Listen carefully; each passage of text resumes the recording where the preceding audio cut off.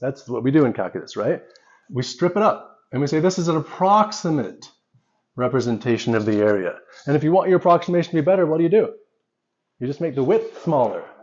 Okay, now the problem currently in calculus is the question of limits going to zero. Yeah. Why?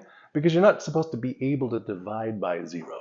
And yet we have these things called infinitesimals, which are defined as smaller than any other natural number, right? They're smaller than any number, but they're bigger than zero. Yeah. Wait, what? Right. That's confusing already. It's not a clear statement. I don't know what we just said. Okay, so infinitesimals have a confusing definition. They're asking you to believe this. Look, it's not a zero because we're allowed to divide by it. And so it's not a zero that way, but in every other case it acts like a zero, except for the dividing part. That's what they're trying to get you to believe, okay?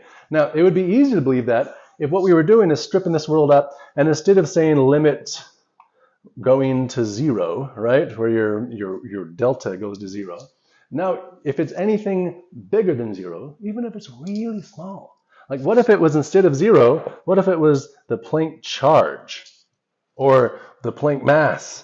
Those are small. This is 10 to the negative 8. This is 10 to the negative 18. So it's not actually zero. It's just real small. Right. This wouldn't be a confusing infinitesimal. Neither would this. The one where we let go to zero is. It's confusing. Now, why do we still use calculus with that confusion built in? Because you can get past it really easy with the higher dimensions. Meaning, when you got a matrix, right? You got A, B, C, and D. There's an infinite number of matrices that you can square to zero. I mean, when they're squared, they're zero, but before they're squared, they're not. Right? So, I mean, the confusion I'm trying to resolve here is when we have a limit, we have this thing, this infinitesimal that's somewhere hiding the magic down there on the small scale. Yeah. Go ahead. When you say it's squared at zero, you mean actual zero or too many people, it appears as zero. Which is in matrix form. Oh, okay. So it can be non-zeros in here, and when you square it, put it together with another one just like it, then all of them turn into zeros. And you can make an infinite number of them that do that. I want you to keep in your mind that the infinitesimals are still a sticky issue. Calculus, it's a beautiful tool, but if you want to really be good at understanding it, you need to understand what really happens when we take this limit down to zero. Right? Now, what I'm trying to impress upon you is the process. We're stripping things up. That's our first step. We take our graphs, and graphs always tell you, let's try to be really clear about this. Graphs always start with their dimensions in play. Graphs are always just relationships maintained by two dimensions, if it's a two-dimensional graph. Okay? They're literally graphs are trying to tell you the relationship between the dimensions, which is why they're always orthogonal if you have two different dimensions, the graph between them. Okay. The first step, once you have a graph, once you have a relationship between dimensions laid down, and you want to understand more properties of it, like the area under the curve and so on, and we break it up into strips, great. We want to break it up into strips exactly. We want to take those strips smaller and smaller, but in our system, there's not going to be a limit of zero. There's going to be a limit cutoff. And here's the next thing. The y is going to have one of the cutoffs, and the x is going to have another cutoff, meaning maybe this one's going to be the mass boundary, and this is the charge boundary. They scale differently, but they intersect orthogonally. Okay? Meaning they represent genuinely different measures, so they are orthogonal by definition. Okay, we want to do calculus. We want to rederive all of calculus in the traditional route, the same path here, but we want to only make one difference. We don't want to carry on to the limit of zero. We want to carry this process where we're dividing things up into small strips down to a certain size, but it doesn't go below that. Okay, why? Because we want all of those strips ultimately to end up matching the exact size strips that the gamma function and the zeta function divide things into.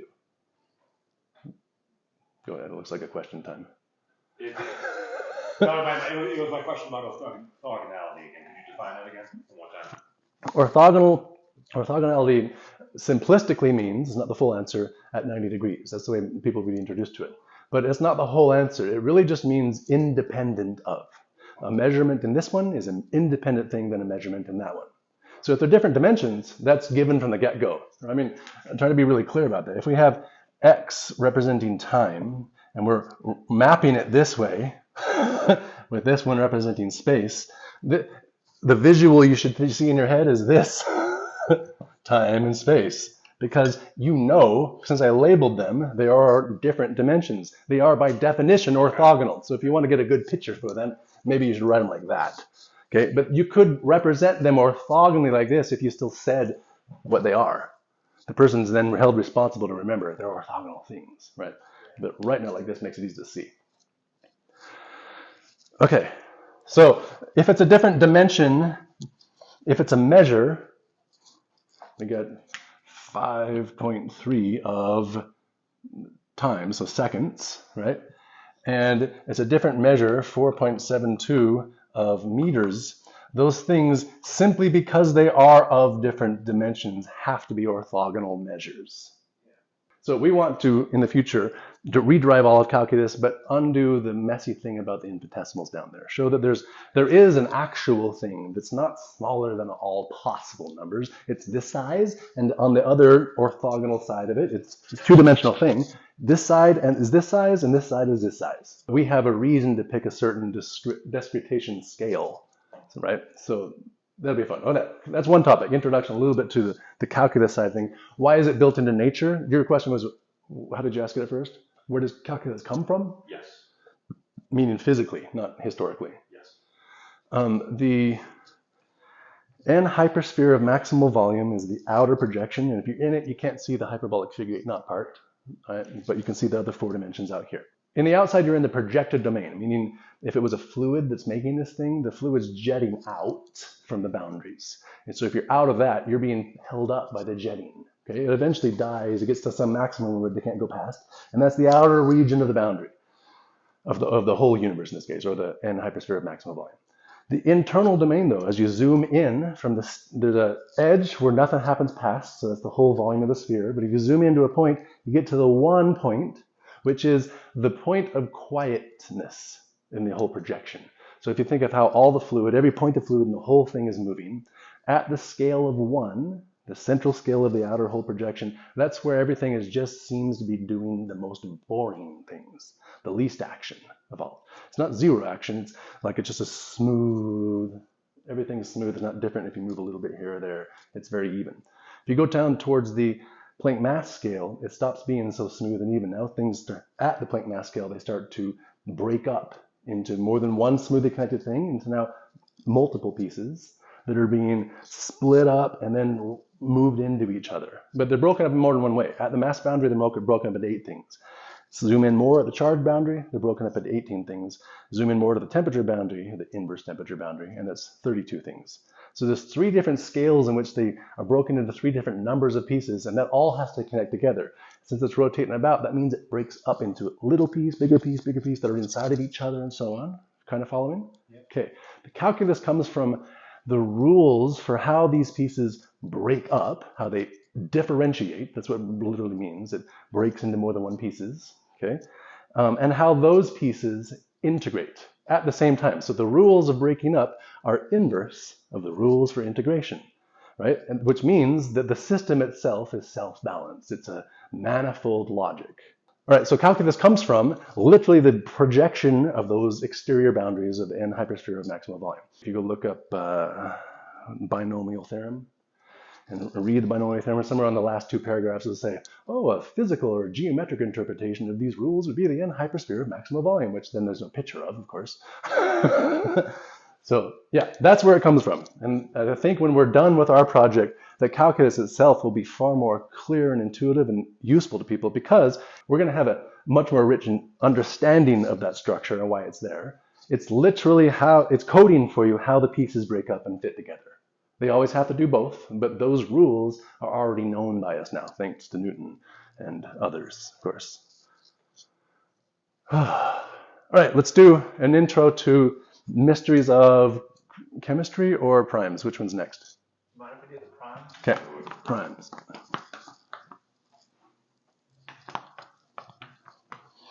Do you guys want to throw out any of your background knowledge of what the primes are, what the mystery behind the primes is, or even just the topic of what they are?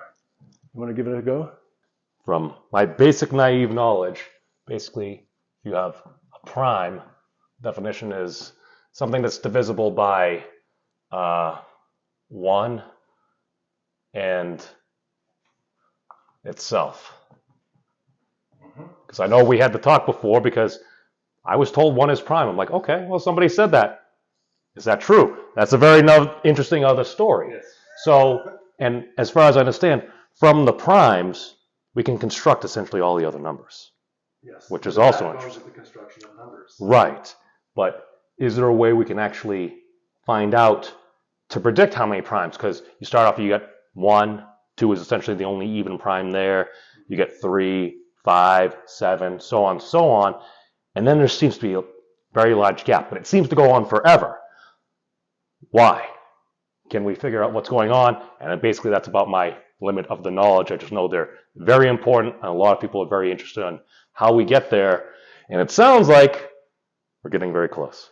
Yes. Now, I'm That's all I going got. to do this in a leading way because I want to see Okay. you guys at some point say, so Yeah. does that mean? I'm trying to get a response Yeah. from you, so know that. Yeah. Okay, let's just put up a list of the, actually, before we say primes, let's do factorizations. Let's write out a trivial sequence, the trivial sequence of factorizations. So if you want to factor something once, or not at all, just factor 0, then you just do x to the 0. Okay, the something is the x. We haven't said what, so it's a generalized thing. But if you want the trivial sequence, then you say x to the 1 plus x to the 2 plus x to the 3 and so on, right?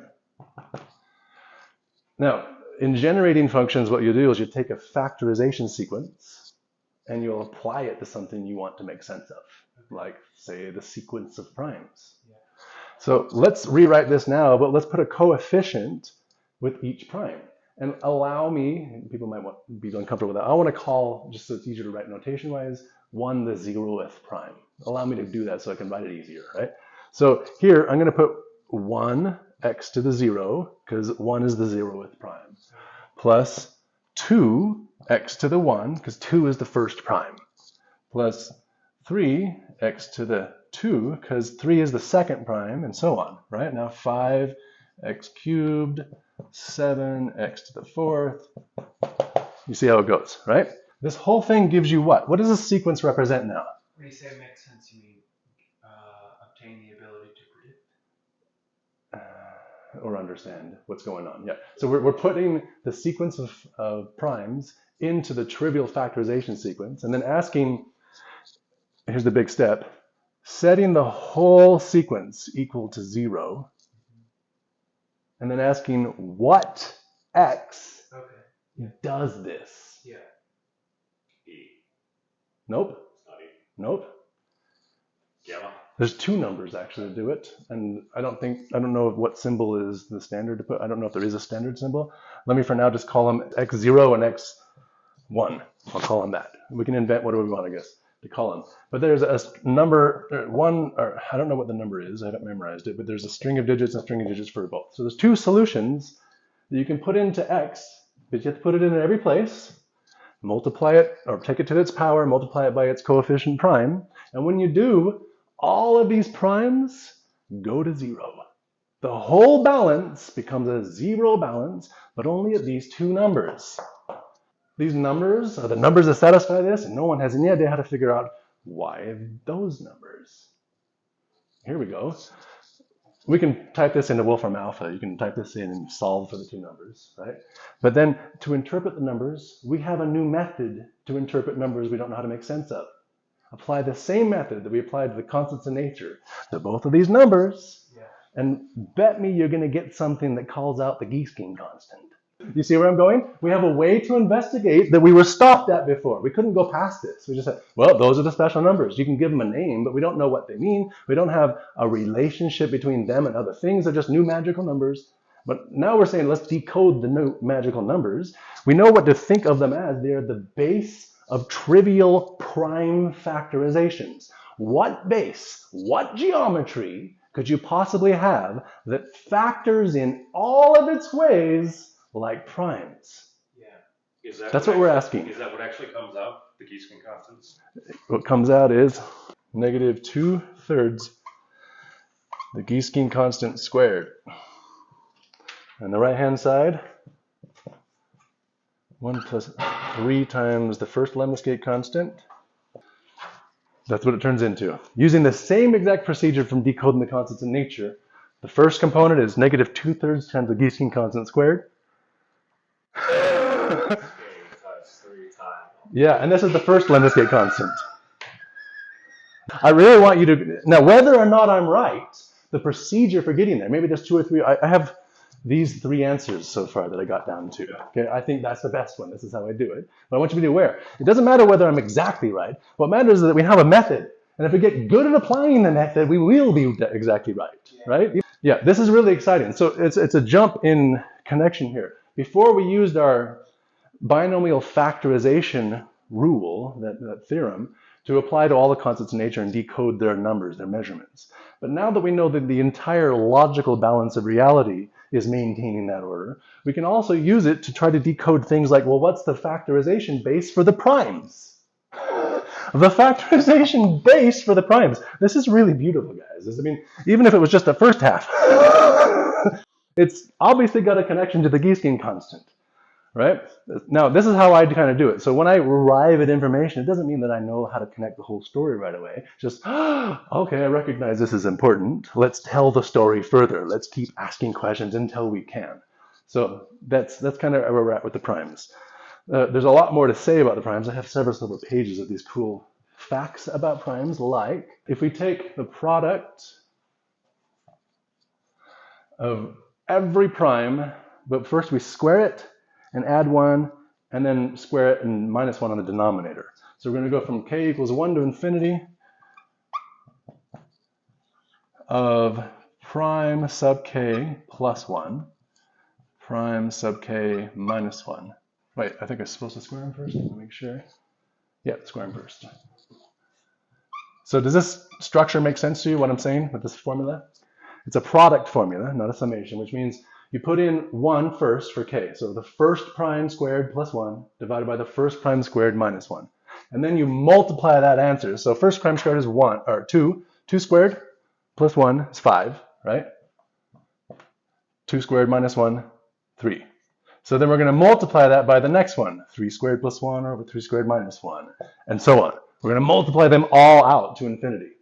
But, well, yeah, what do you think is going to happen? What do you think is going to happen? This is a collection of every prime in the book, all squared first, added 1, and then squared first and minus 1, and you're just dividing the difference of minus and adding 1 to all the square primes. You're probably going to get something pretty cool. Which would be 5 over 2. Thank you. Thank you. It is. It deserves a laugh, right?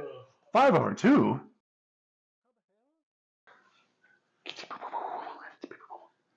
Right? It's not even... Okay, so the thing to take away from this at first, other than how awesome it is that somehow 5 is important to primes. That's cool. Yeah. To the whole collection of primes. Now let's do another one.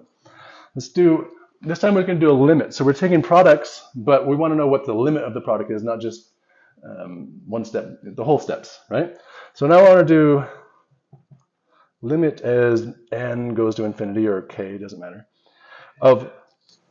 Golden ratio is square root of 5 over 2. Oh, plus 1. Yeah, plus the square root of 5. Golden ratio equals, 1 plus the square root of 5 over 2.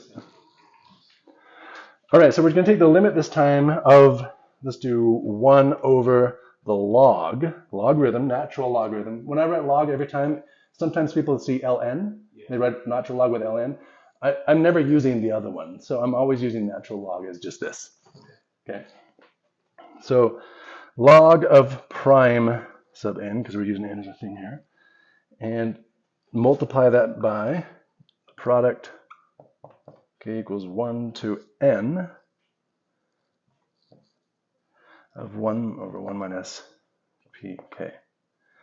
Okay, that's complicated, it's messy, but my point is this is an equation that captures all primes together at once. Okay, there's a few of them, and it's a limit. So we're letting n go to infinity. As n gets bigger and bigger, bigger, bigger, this thing approaches something.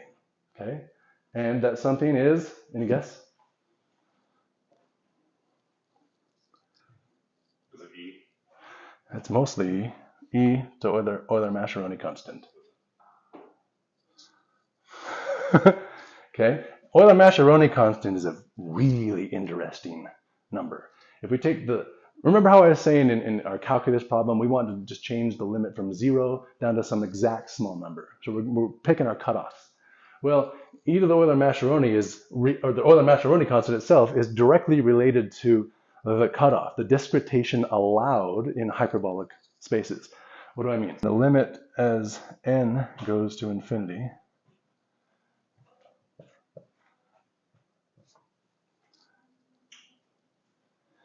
Okay, so I really want you to be able to read something what's going on here. We're saying that we can take things up and strip them up, and we can do it in exact step sizes of 1, or we can do it in step sizes of 0. That's what the smooth integral is. The only difference between the summation and the integral is this has a step size, and this has a 0 step size, ideally, is what we're imagining, right? This is our limiting thing. So we're taking the same 1 over something.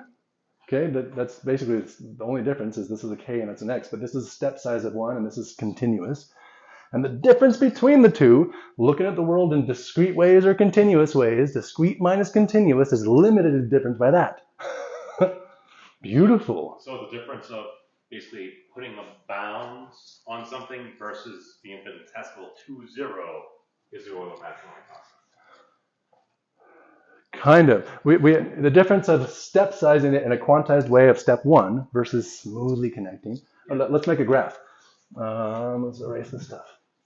Graph makes it a lot easier, actually. So if we graph, well, what graph are we going to start with? The graph of 1 over x, right? Go ahead. There's no steps when it's smooth. Yeah. Well, it keeps going down. Okay. So 1 over x is our graph. And if we want to start, let's see, this is 1. We're going to look at the graph from here on. Okay? Now, if I 2, 3, 4, 5, and so on, I can block them up like this and get an approximate area underneath by doing that, right? But then I'm going to have these little areas in between that's the difference. Those triangles in between cut off this. Starting from 1 to infinity, if you sum up all the areas of the triangles, it equals that. That's what we're saying. So that's literally what we're saying here. From 1 to n, but n goes to infinity, the difference between the smooth curve and the blocks underneath the curve is this guy. Literally, a picture of the discrete versus smooth connection of our hyperbolic balance. Why hyperbolic? 1 over x is the hyperbolic graph. This is the hyperbolic logarithm, right? Okay, in chemistry, what is the field of chemistry about? Elements. The elements, the periodic table of elements, right? In fact, chemistry itself is pretty much captured in that poster, in the periodic table of elements, which tells us what? That we found periodic properties showing up in the available atoms that we see in reality. What do I mean by periodic? That means the mass jump from this one to that one is the same as the mass jump from this to this one, or the charge and so on.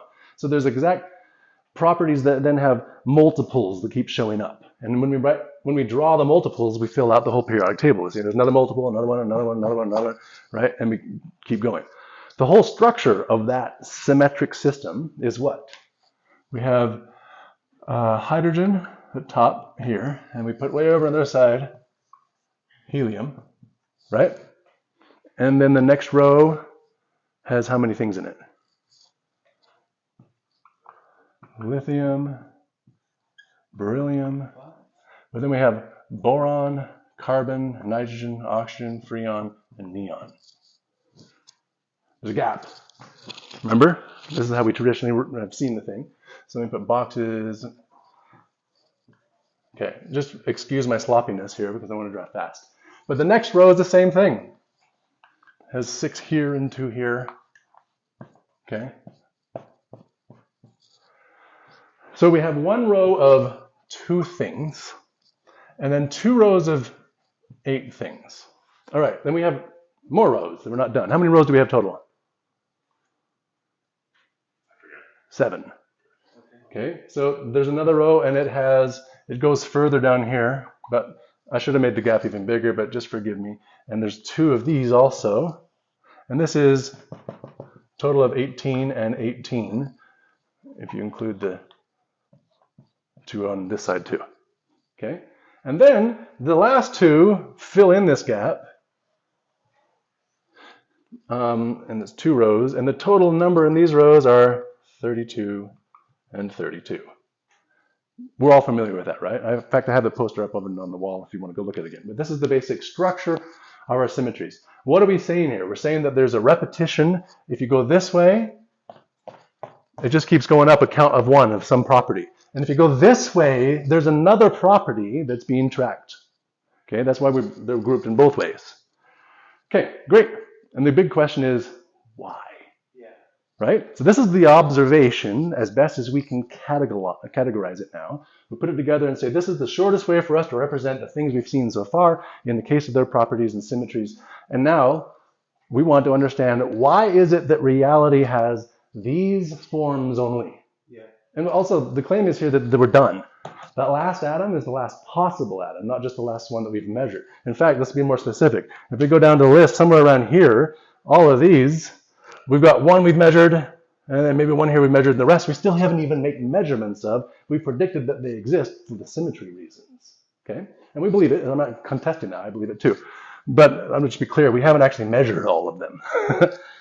All right, so the big goal, the overarching giant goal in chemistry, like say in math, one of the big goals would be to make sense of the primes, right? The Riemann hypothesis and so on, it's all one big story you're trying to make sense of. In chemistry, you're trying to make sense of this picture alone. We have just this set, 118 elements. Just 118. Why those? Well, we got to break it into pieces to start making sense. So to continue the conversation, let's first notice that it's, as we go down, first of all, there's 7 rows. And the rows have different number of elements in them, and the numbers are 2, 8, 8, 18, 18, and 32, and 32. Remember our picture of our N hypersphere of maximal volume, which is externally 4-dimensional. It's totally 5, well, it's connected with the hyperbolic figure on the inside, so all 5 together makes the total inside and outside. But ignoring the inside and asking about what happens on the outside alone, it's a 4-dimensional construction that has the Planck, that's composed of the Planck length, the Planck charge, the Planck mass, and the Planck temperature, right? The Planck length is a number that has 10 to the 35 as its power, 10 to the negative 35. The Planck charge is a number that has 10 to the negative 18. And Planck mass is a number that has a power of 10 to the negative 8.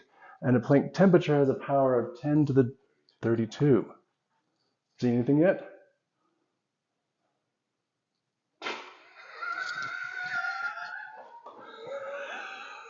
Go on. All right, so what we're saying is that our system is partitioning into 18 kinds of stripes that we're calling charge, 8 stripes we're calling mass, and 32 we're calling temperature externally. What's the biggest one of these? Which one has the biggest scale? Yeah, but I technically mean in this case 1 over temperature, so 10 to the negative 32. You're right, the projection is 10 to the scale, but the boundary on the inside that's doing this act is inverses on this one. So this one's the biggest. 10 to the negative 8 becomes biggest. By biggest, I mean, if it were just a simple circle that we're talking about its revolution being, it's not. It's a lot of things together. But if it were just a simple, it would be the biggest circle, right?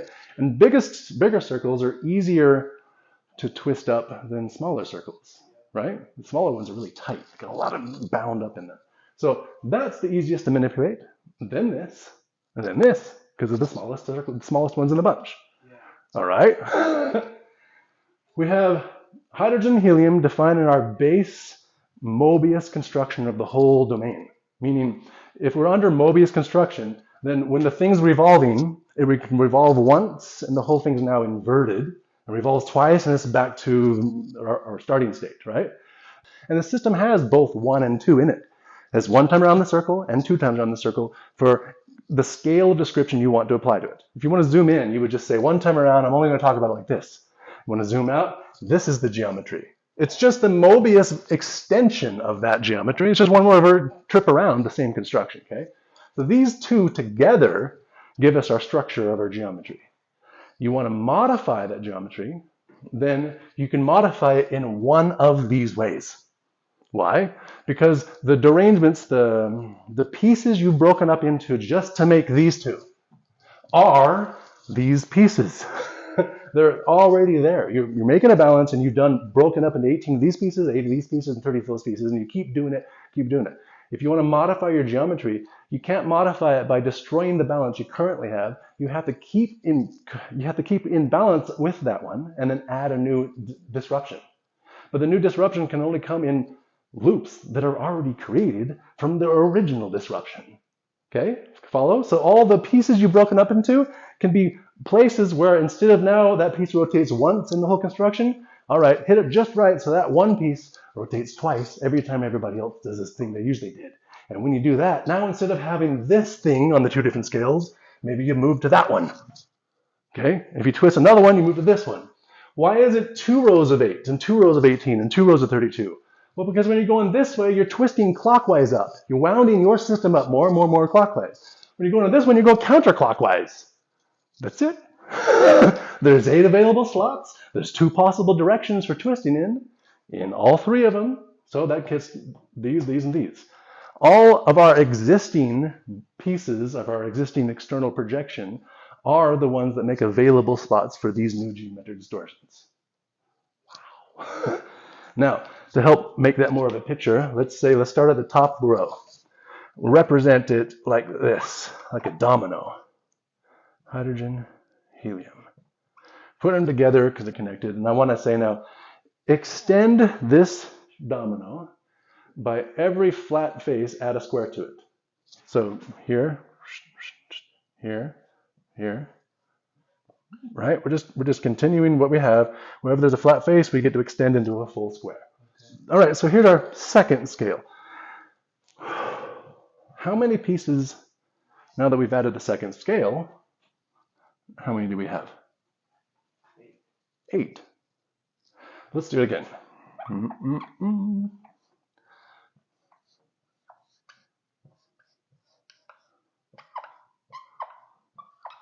Did I do it right?